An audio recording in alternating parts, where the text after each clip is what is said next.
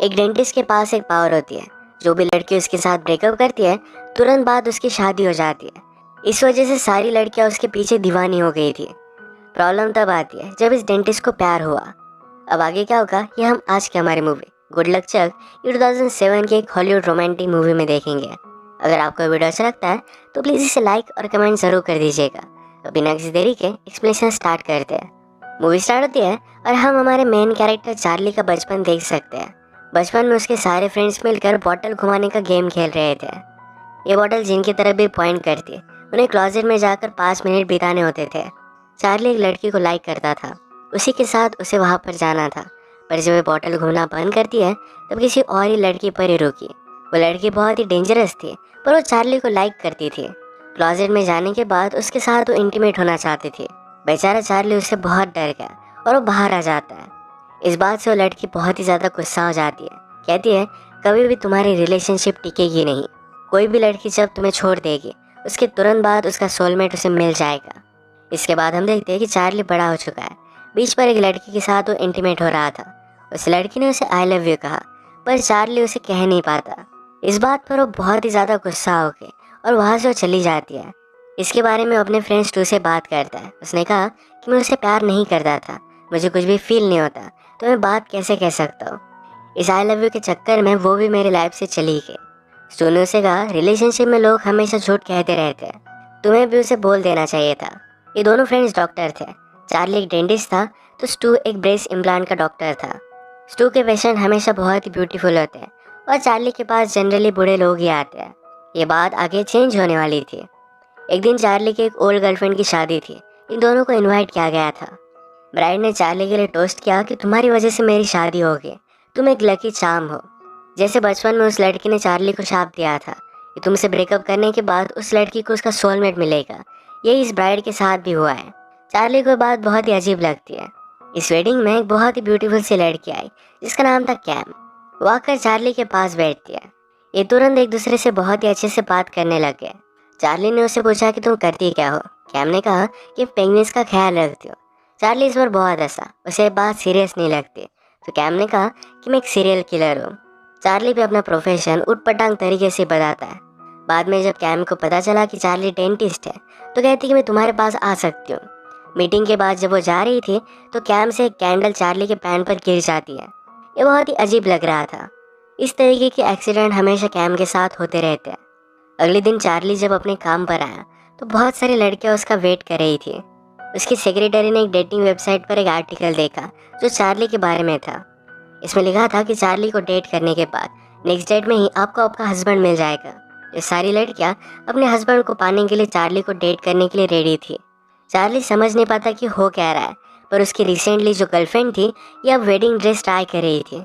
उसकी जल्दी शादी है। वो चार्ली से कहकर जाती है तुम एक्चुअल में एक लकी चार्म हो। घर पर आने के बाद भी उसे बहुत सारी लड़कियों के मैसेज आए हुए थे। इसके बाद हम कैम को काम पर देखते हैं जहाँ वो पेंगुइन्स का ख्याल रखती थी। उसका ब्रदर भी उसके साथ काम करता है जो हमेशा नशे में होता है। तो कैम इस बात पर गुस्सा हो जाती है। इन दोनों में थोड़ी सी फाइट हुई और कैम के ब्रदर ने उसे एक मछली मार कर फेंकी। इस वजह से नीचे गिर जाती है। उस वजह से उसका टूथ क्लिप हो गया था। आज रात चार्ली एक लड़की के साथ डेट पर आया हुआ था। वो डायरेक्टली उसके साथ इंटीमेट होने लगती है। उसे भी लग रहा था कि उसे इसके बाद उसका सोलमेट मिल जाएगा। चार्ली कहता है कि मुझे नहीं लगता कि ऐसा कुछ भी होने वाला है। इन सब बातों पर वो बिलीव नहीं करता। उस लड़की ने कहा कि शायद अगर थोड़ा भी चांस है तो ये चीज़ वो करना चाहती है। उसने पहले बहुत सारे घटिया लोगों को डेट किया था। चार्ली के साथ एक डेट उसके लिए कोई भी मायने नहीं रखती। चार्ली भी इस बात के लिए मान जाता है। उसे कैम का कॉल आया, अपने टूथ के बारे में उसे बता देती है। पहले चार्ली को तो मजाक लगा था पर बाद में उसे हेल्प करने के लिए वो आ गया। चार्ली सरप्राइज था कि कैम एक्चुअल में पेंगुइन के पास काम करती है। कैम उनके लिए बहुत ही पैशनेट थी। चार्ली ने भी डेंटल हेल्थ अवेयरनेस के लिए छोटे बच्चों का कैम्प लिया था। ये बात कैम को बहुत ही अच्छी लगती है। जाते जाते कैम ने चार्ली का ट्रे नीचे गिरा दिया और इसकी नाइफ्स डायरेक्टली चार्ली की पीठ में घुस गई। एक्सीडेंटली छोटी सी चोट चार्ली को आ गई। जैसे कि हमें पता है कैम के साथ ऐसी चीज़ें होती रहती है। कैम इसके लिए बहुत ही सॉरी थी। वो चार्ली को कहती है तुम्हें न्यू शर्ट बाय कर दूंगी, पर चार्ली कहता है इसके अलावा तुम मेरे साथ डेट पर चलो। उसे बहुत अच्छी लगी थी। कैम इस बात को मना कर देती है। वो आजकल किसी को भी डेट नहीं करना चाहती। उसका प्रीवियस ब्रेकअप उसे बहुत ही हार्ट ब्रोकन छोड़ कर गया था। कैम यहाँ से चली गई और फिर से वापस आती है, कहती कि मेरी कार स्टार्ट नहीं हो रही। चार्ली फिर उसे बैटरीज वगैरह लगाकर स्टार्ट करने में हेल्प करता है। अचानक से उससे गाड़ी स्टार्ट हो गई और चार्ली को थोड़ा सा शॉक भी लग गया। इसके बाद कैम ने गाड़ी को ओपन करने की कोशिश की, पर उसकी चाबी भी अंदर रह गई थी। चार्ली फिर उसे घर लेकर जाता है। कैम ने घर से चाबी निकाली और फिर से गाड़ी के पास आ गए। इन्होंने साथ जो भी टाइम बिताया, इसमें बहुत सारी बातें की। कैम के जाते वक्त चार्ली फिर से उससे पूछता है, क्या मेरे साथ डेट पर चलोगी? पर कैम उसे मना करती है। उसने कहा कि मैं कोई भी इमोशनल रिलेशनशिप नहीं चाहती। इसके बाद चार्ली जब घर पर पहुंचता है तो वहाँ पर उसकी सेक्रेटरी आई हुई थी। उसके साथ इंटीमेट होना चाहती थी। उसे भी अपना सोलमेट ढूंढकर उससे शादी करनी है। चार्ली पहले तो इसके लिए मना करता है, पर सेक्रेटरी इमोशनल हो गई। चार्ली को उसके लिए बुरा लगता है। उसके बाद ये दोनों इंटीमेट हो गए। आजकल जो भी हो रहा था, ये सारी चीज़ें चार्ली ने अपने फ्रेंड से कही। फ्रेंड को ये बात बहुत ही अमेजिंग लगी। वो चार्ली से कहता है, तुम्हें इस अपॉर्चुनिटी का फ़ायदा उठाना चाहिए। वैसे भी तुम उन्हें अपना लाइफ पार्टनर ढूंढने के लिए हेल्प भी कर रहे हो। चार्ली भी इस पर सोचता है और पब्लिक सर्विस करने के लिए रेडी था। इसके बाद अलग अलग शॉट्स में हम उसे बहुत सारी लड़कियों के साथ देखते हैं। थोड़े दिनों बाद चार्ली ने रियलाइज़ किया कि कोई भी लड़की उसे एक्चुअल में नहीं चाहती। वो अब एक सीरियस रिलेशनशिप चाहता था। उसे अब भी कैम की याद आती थी, तो डायरेक्टली उससे मिलने के लिए वो पहुंच गया। वो उसे कहता है कि मुझे तुम्हारी बात अच्छी नहीं लगी, इमोशनली तुम अवेलेबल नहीं हो, ये कोई भी रीज़न नहीं है।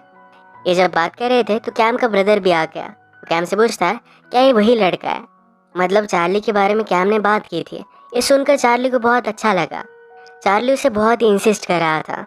कैम उसे पूछते हैं कि आखिर तुम मुझे डेट पर क्यों लेकर जाना चाहते हो? चार्ली कहता है, मुझे तुम उन पेंगुइन्स की तरह लगती हो। बाहर तो ठीक ठाक लगते हैं, पर पानी के अंदर जाने के बाद वो बहुत ही ब्यूटीफुल होते हैं। कैम को बात अच्छी लगी तो उसके साथ डेट पर आने के लिए मान जाती है। कैम ने चार्ली को एक बुक दिखाई जिसके ऑथर को बहुत पसंद करती थी। वो थोड़े मंथ्स में उसे मिलने के लिए जाने वाली है। इसके बाद चार्ली कैम को एक बहुत ही ब्यूटीफुल सी डेट पर लेकर आया था। चार्ली पूछता है कि तुम्हें पेंगुइन इतने अच्छे क्यों लगते हैं? कैम कहती है, उनके रिचुअल बहुत ही ब्यूटीफुल होते हैं। अगर मेल पेंगुइन को एक फीमेल पेंगुइन अच्छी लगती है तो पूरा शोर ढूंढकर उसके लिए एक परफेक्ट पेबल वो लेकर आता है। चार्ली को भी बात अच्छी लगी। अचानक से चलते चलते फिर से कैम नीचे गिर गई। जहाँ पर चोट आई थी वहाँ पर चार्ली उसे किस करता है। उसके बाद उन्होंने किस किया। इसके बाद ये दोनों मिलने लग गए थे। एक दिन चार्ली ने कैम को बैंडेज का गिफ्ट दिया। इस पर वो बहुत हंसती है। एक रात डेट के बाद ये कैम के घर पर आए। ये दोनों आज रात इंटीमेट होने वाले थे। अचानक से चार्ली को अपने फ्रेंड का कॉल आ जाता है। उसके फ्रेंड ने कहा कि तुम्हारी जो थ्योरी है इसके बारे में मैंने सोचा और कुछ रिसर्च की। सचमुच में तुम जिस भी लड़की के साथ थे, तुम्हारे तुरंत बाद उसे उसका सोलमेट मिल गया। इस बात से चार्ली डिस्टर्ब हो जाता है। उसे लगता है कि अगर आज रात उसने कैम के साथ बिताए तो उसे और कोई मिल जाएगा। चार्ली ने फिर एक बहाना बनाया और वहाँ से वो भाग जाता है। कैम के साथ वो आगे बढ़ पाए, इससे पहले अपनी थ्योरी उसे टेस्ट करनी थी। उसने एक लड़की को नोटिस किया जिसे देखकर सबको लगता था कि इसकी शादी कभी भी नहीं होगी। चार्ली बहुत डर डर कर ही उस लड़की के पास गया। उसे डेट के लिए पूछता है। वो लड़की उसे ज़्यादा सीरियसली लेती नहीं, तो चार्ली ने उसे डेट पर आने के लिए पे किया। ये दोनों डेट पर आए और इंटीमेट हो गए। इस एक रात कैम और चार्ली बात कर रहे थे। कैम ने कहा, क्यों ना तुम आज रात मेरे पास आ जाओ। चार्ली उसे मना कर रहा था, तो कैम ने अपनी पिक उसे सेंड की। इनके कॉल के तुरंत बाद चार्ली को अपने फ्रेंड का कॉल आता है। उसने कहा कि मैं उस लड़की के साथ डेट पर गया था, पर मैं उसके साथ शादी नहीं करने वाला। अब चार्ली को बहुत ही सेफ लगता है। रात में वो कैम के पास गया और ये दोनों इंटीमेट हो जाते हैं। अगली सुबह जब चार्ली ने न्यूज़ लगाई तो उसने देखा कि वो लड़की किसी के साथ एंगेज हो गई है। इस बात से वो बहुत ही डिस्टर्ब हो जाता है। उसने स्टू को कॉल लगा कर कहा कि क्या तुम उसके साथ सचमुच में डेट पर गए थे? स्टू ने कहा कि ऑफकोर्स मैं नहीं गया था, तुम्हारे लिए मैं मेरी पूरी लाइफ बर्बाद नहीं कर सकता। चार्ली बेचारा बहुत ही डर जाता है कि शायद अब कैम को खो देगा। कैम के लिए बेड में ही वो ब्रेकफास्ट लेकर आया। सुपरमार्केट से सब कुछ वो उठा कर लेकर आया था। वो अब नहीं चाहता कि कैम एक भी पल के लिए उसकी नज़रों से दूर जाए। पूरे दिन के लिए उसके साथ वो प्लान कर रहा था, पर कैम ने कहा कि आज मेरा काम है, उसके साथ डे स्पेंड नहीं कर सकती।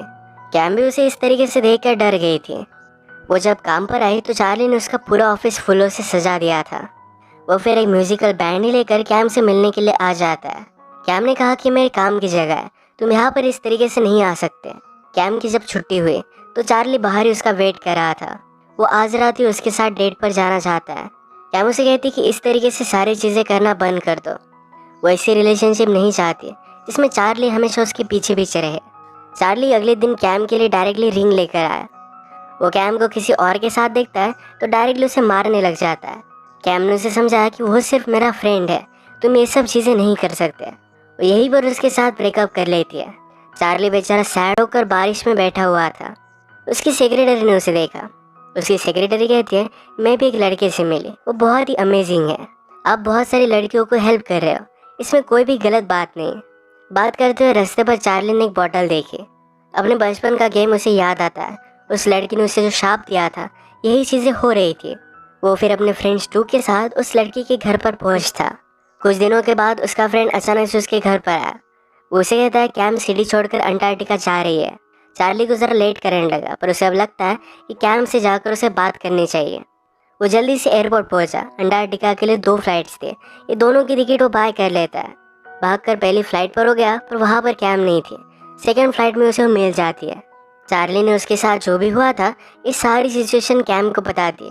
उसने कहा कि मैं तुम्हें खोना नहीं चाहता था, मैंने लाइफ में किसी को भी ये बात नहीं कही, पर मैं तुमसे प्यार करता हूँ, मैं हमेशा तुम्हारे साथ रहना चाहता हूँ। चार्ली ने रिंग का बॉक्स निकाला, उसमें एक पेबल था। जो रिचुअल कैम को पेंगुइन्स का अच्छा लगता था, उसी के अकॉर्डिंग ये चार्ली ने लाया हुआ है। कैम को भी ये बात बहुत अच्छी लगी। कैम उसे कहती है, मैं सिर्फ 2 दिनों के लिए अंटार्कटिका जा रही थी। ऑथर की ऑलरेडी शादी हो चुकी है और अपने वाइफ के साथ था। इसके बाद चार्ली और कैम में दोनों एक साथ थे। नेक्स्ट सीन में हम चार्ली के स्कूल के फ्रेंड को देखते हैं, जिसने उसे शाप दिया था। चार्ली के जाने के बाद उसने अपना एक ओल्ड बॉक्स खोला।